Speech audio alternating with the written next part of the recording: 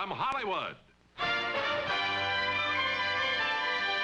The Jack Benny Program, brought to you by Lipton Tea.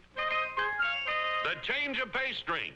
Your change of pace in flavor and refreshment. Brisk Lipton Tea. Meet Bob Ferguson. He rushes, gulps his coffee, rushes, and more coffee. So, Bob likes a change from coffee. And this is it. The change of pace drink, Brisk Lipton Tea. It's your change of pace and refreshment. Satisfies like coffee, but refreshes you better. That brisk flavor gives you a friendlier lift. It's your change of pace and flavor.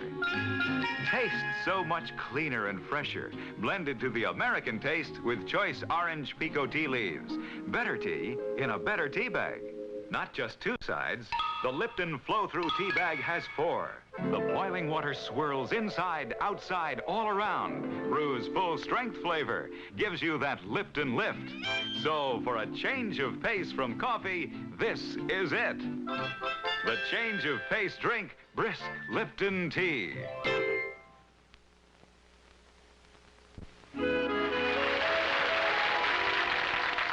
Gentlemen, tonight it is my privilege to present the star of our show, and here he is, Jack Benny.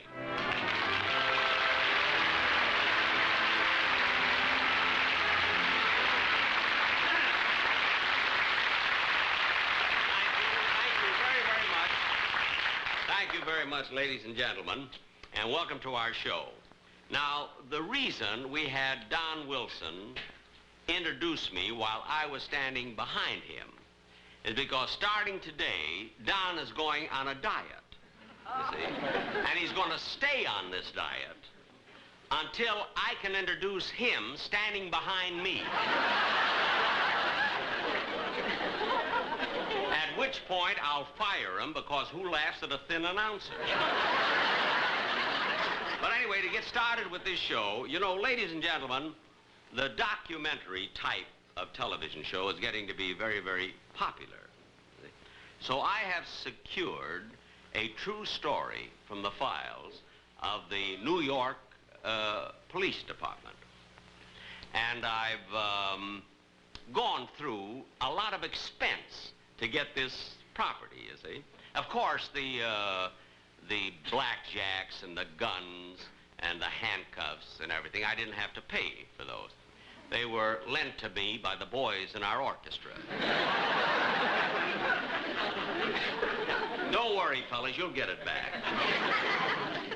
And this story that we're going to do, we were going to present to you today, will go on immediately after a number by my singing star, Dennis Day, ladies and gentlemen.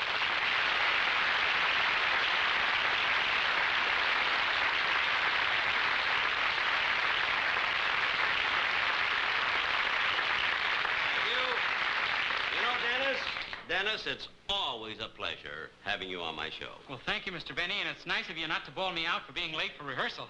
Well, kid, anytime you're late for rehearsal, I know there must have been something important that you had to do. What was it? I overslept. What? Well, you see, I was out late last night. I went to a drive-in movie. Oh, you went to a drive-in movie, huh? Uh-huh. What was playing there? Oh, I didn't see the picture. You didn't see the picture, uh-huh. Well, Dennis, then if you went to the drive-in movie, you went in with your girl, huh? No, I was parked the wrong way.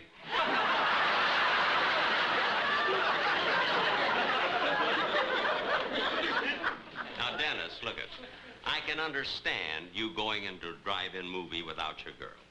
I can even understand you're being parked the wrong way. But after you found out, why didn't you turn the car around? Well, what I was watching was more interesting than the picture.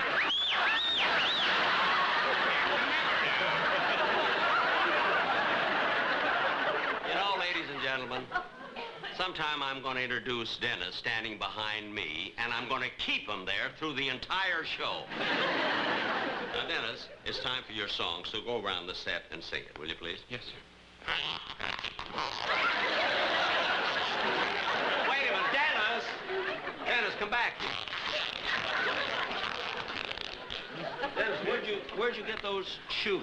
Oh, these are my mother's. I cut the heels down. Look, Dennis. Look, Dennis, I cannot stand squeaky shoes. Oh, but Mr. Benny... Now, so take them off, will you? Now, please, take them off. All right. Now, go and sing your song. Yes, sir. You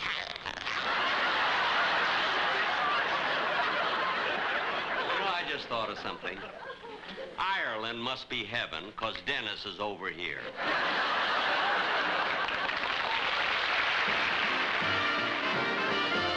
What a day this has been.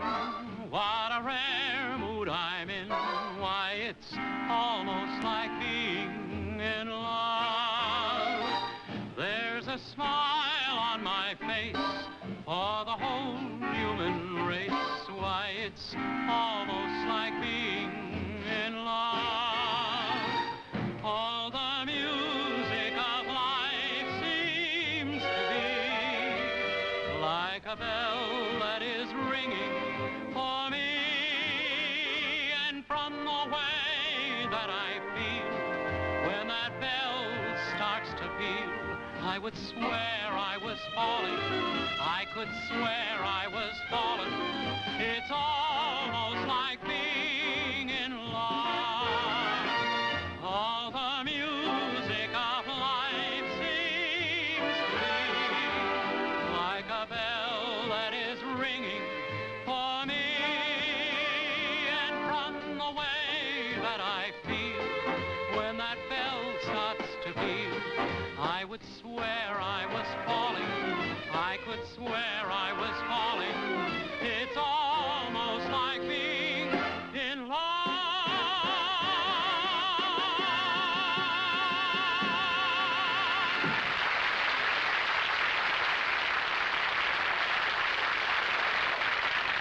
Thank you, Squeaky Day. And now, ladies and gentlemen, as I promised you, we are going to give you this true story taken from the files of the New York Police Department. Now, the scene is going to take place... Hold it. Just a minute, Jack. Don, well, what is it? What's the matter? Well, Jack, I don't mean to be technical about this, but I think I should introduce the sketch. After all, that's my job. I'm your announcer. Ladies and gentlemen, our drama tonight takes place... Wait a minute, Don. I know you're my announcer. I know that, you see. But I happen to be the star of this show. So if I want to introduce the sketch, I'll introduce the sketch. Well, I don't care whether you're the star or not. I should introduce the sketch. Now, wait a minute. Look, am I going to have trouble with you, too? You very well may. Where? Did you hear that? You very well may. I very well may. Don, pray tell, when did you move to Pasadena?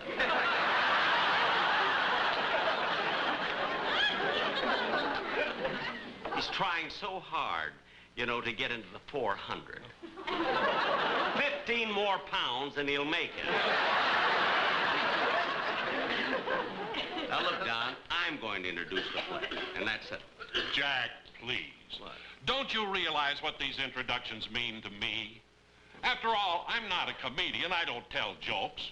I'm not an actor. I'm not a singer. I don't lead a band. What are you paying me for?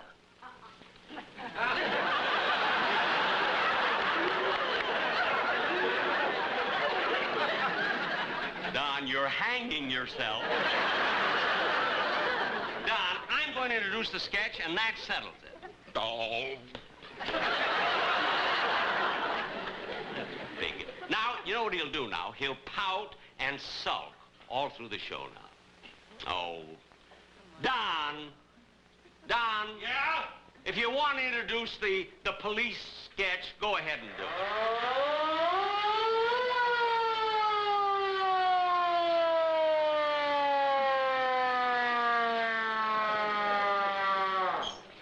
What's this, then?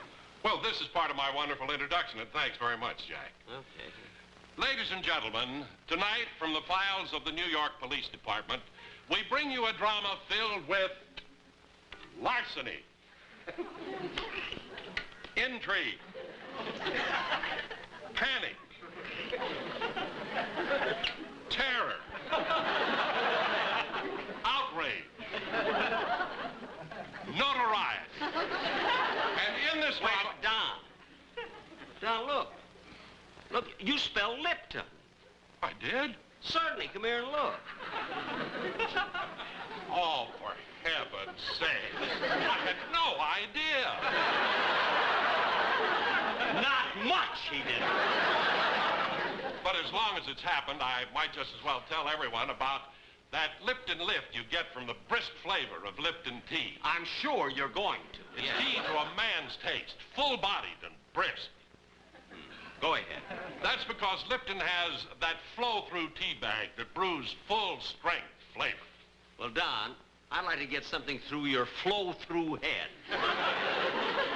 I wanted you out here to announce our play. All right, Jack, you're the star. You're the star of the show. You go ahead and announce the play. I got what I wanted.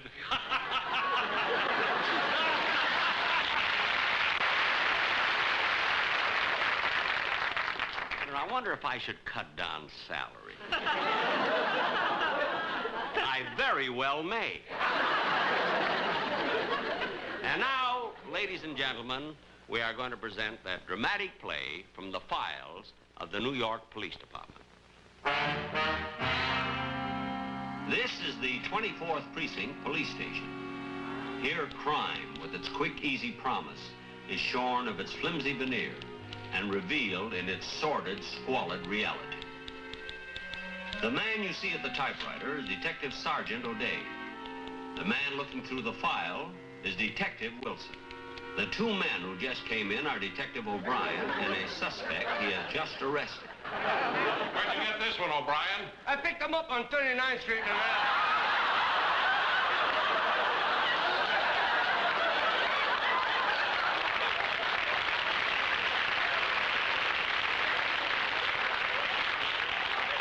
I got him up there starting a fire. Well, take him upstairs and let the captain look at him. Come on, Firefly, get going.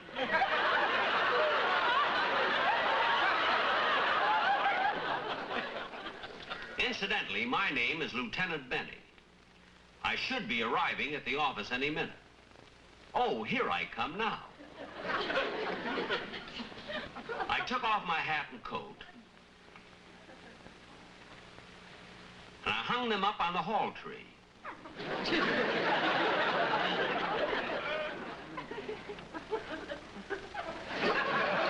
I exchanged a few pleasantries with Wilson and O'Day. I had heard a funny story last night, and I passed it on to the boys. Although I was a tough boss and a stickler for work, I had a lot of charm, and the boys loved me.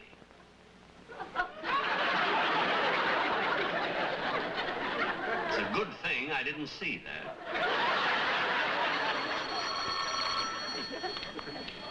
24th Precinct, Lieutenant Benny speaking. Uh-huh. 485 Madison Avenue. Window pried open, screen out, no fingerprints. Yeah.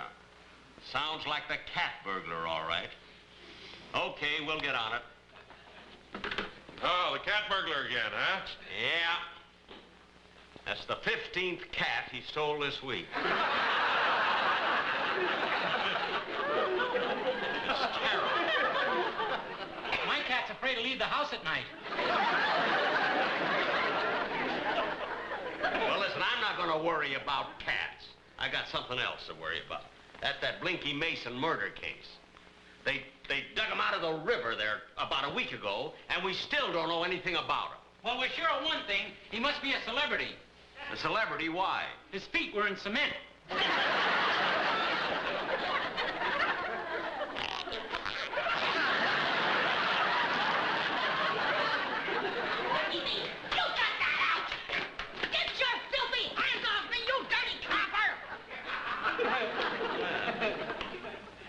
Well, Slim Finger Selma, eh? I caught her over at the automat. She was lifting nickels out of the slots. When he mentioned the automat, it made Detective Wilson forget about his diet, and he ran out to lunch. Sit down. Well, Selma, you're about the slickest pickpocket in the business. You've been arrested everywhere for picking pockets. In the library, at the railroad station. 2 weeks ago, they caught you at the zoo. Now, why in the world would you pick a baby kangaroo out of its mother's pouch? To me, a pocket's a pocket. What'd you do with the baby kangaroo? I ain't talking.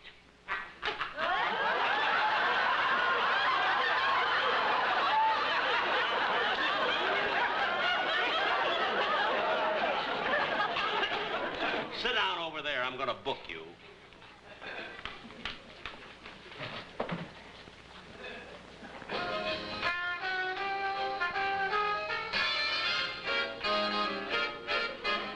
Gee, I'd like to see you looking swell. Baby, diamond bracelet, Woolworth doesn't sell. Knock that off!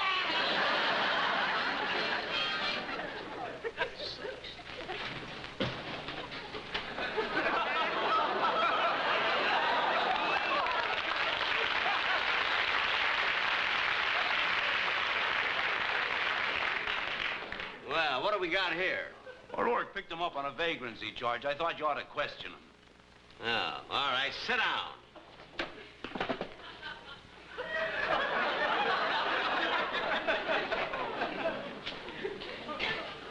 What's your name? Savone.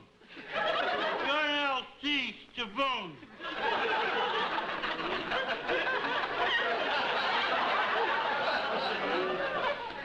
And you were arrested for vagrancy. All right, tell us your story. Well, I'll tell you how it happened anyway. I was walking down the street. I wasn't doing anything. I was just walking down the street. I wasn't doing anything. I didn't feel like doing anything. Just walking down the street. I'm walking down the street. I wasn't doing anything. I mean, you were just walking down the street. Huh? Yeah. How'd you know? Never mind that. I'm going to write down a report. How do you spell Savoni? Savone. S. That's right. S. Yeah. M. I. T. H. That's Smith. That's closer than I usually get.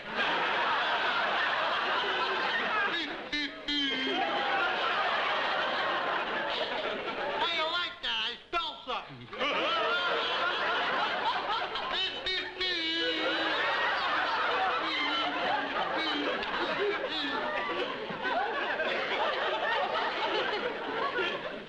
All right, Savoni. Now, come on, let's hear the rest of your story. I want all of it. Where was it? You were walking down the street. Was I doing anything? No. Well, while I was walking down the street, I wasn't doing anything. Somebody said to me, "Hey, you." I said, "Who?" He said, "You." I said, "Me?" He said, "Yeah." Then somebody said, I don't care what anybody said. Now, listen, I'll get your story later. Here, take him away from here, will you? please don't lock me up. If you lock me up, it means I'll have to cancel my trip.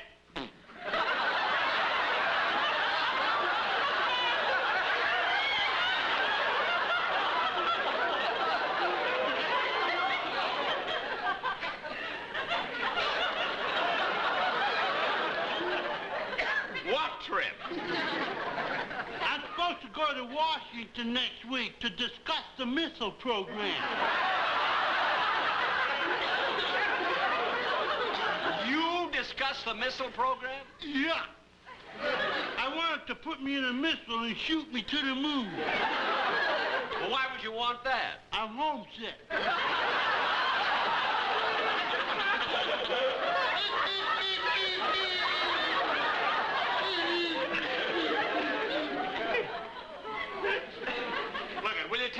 away from here.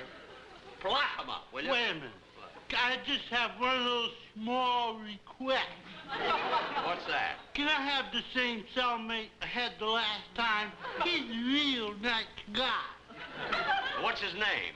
I don't remember his name, but I remember his number. You do? Yeah. It was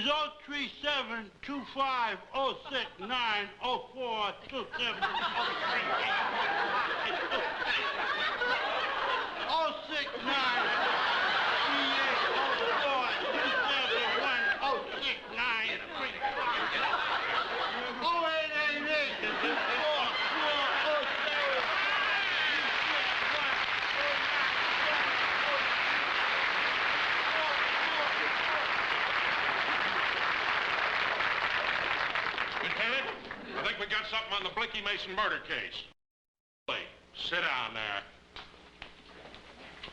He was seen down by the river the night of the murder. Yeah? So this is Big Louie, eh? Where did I see him before? Last week on The Untouchables.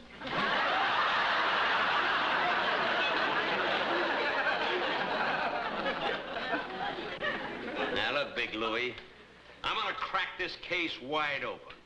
You see? Now, I want to tell you something. You're gonna come through with this. I'm gonna get a confession out of you. What are you gonna do, scratch me? He very well may. You shut up. Now, tell me, Louie, where were you the night that Blinky Mason was bumped off?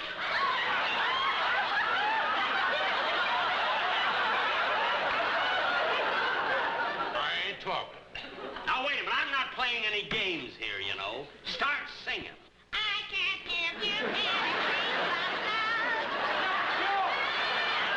Get her out of here, will you?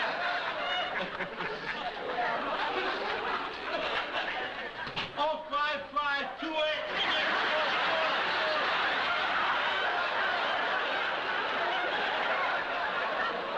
Now, come on, Louie. I'm through playing around. You killed Blinky Mason, didn't you? I ain't talking. Took him down to the river, put him in a barrel of cement, and threw him in, didn't you? Yeah, well, I ain't talking. You had it in for Blinky, didn't you? Huh? I ain't talking.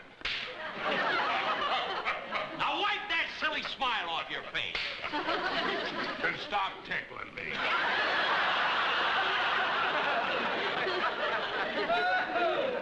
Now, look, you're not going to get out of here till I get the truth. I'm going to get a confession out of you. You killed Blinky Mason. Okay, I'll tell you the whole story, but I'm gonna put it in my own words. All right, that's the way I want it. Now, give it to me right now. The whole truth. Well, it started about a week ago.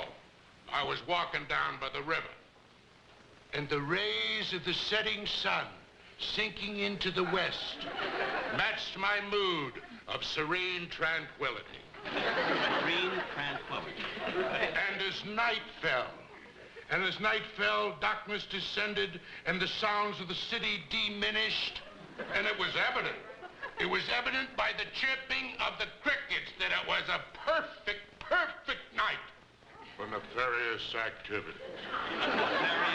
Now cut that out! Let me ask you something. Are you trying to make a fool out of me? What? I said, are you trying to make a fool out of me? Yeah!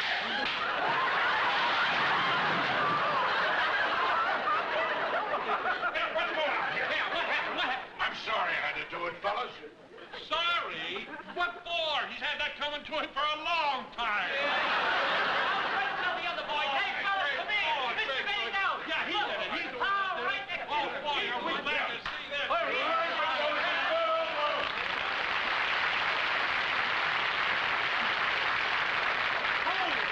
No! What happened? What did they do to you, pal? What happened? Well, I'll tell you what happened in a way. I was just standing there. I wasn't doing nothing. I was just standing. I wasn't doing anything. I was just standing there. I wasn't doing anything. And he hit me. He hit you? Yeah.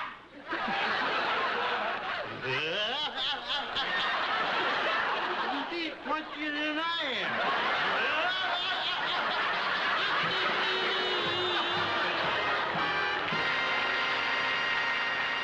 Jack will be back in just a moment, but first... Here's Fearless Fred, a careful driving State Farm policyholder. One day, Fred made a slight boo-boo. Now, some character at the office had been telling Fred, sure, their rates are low, but wait till you have a claim. But the fact is, you don't give up a thing to get State Farm's low rates, rates that may save money for 1 out of 2 car owners. World's largest, best protection. More agents in more places to handle your claim fast and fairly. Can you qualify? Then why pay more elsewhere? Call your State Farm family insurance man. He's in the yellow pages. Think of saving $10, $20, $30 or more on car insurance. For careful drivers, call State Farm Insurance.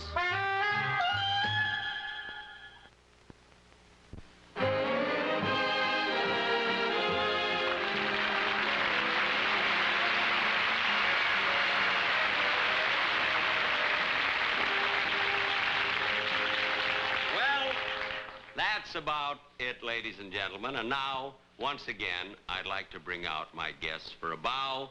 First, the gentleman who played the part of the gangster, Mr. Mervyn Bye.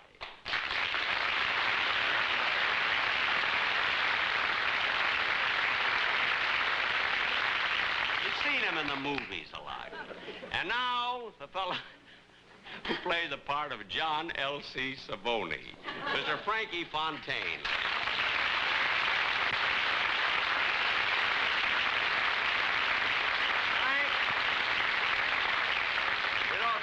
It's always so much fun having you on the show. Now that you're in town, you came all the way from Boston to do this, didn't you?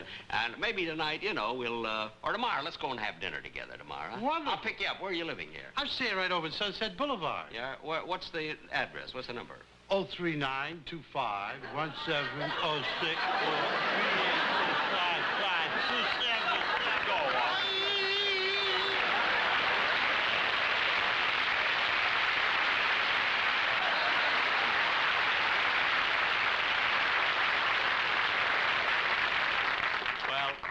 Good night, folks, and I'll see you next week for the State Farm Insurance. Good night.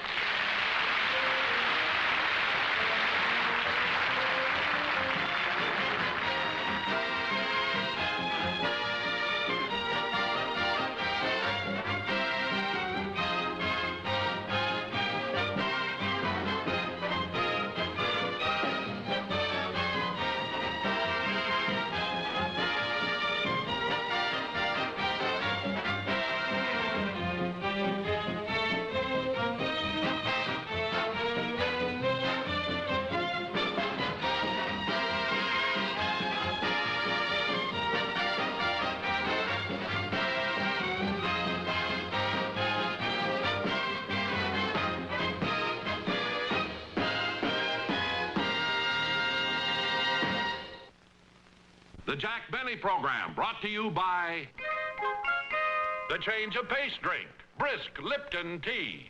Next week's show will be brought to you by State Farm, the careful drivers and careful buyers car insurance. This has been a J&M production. And this is Don Wilson saying good night.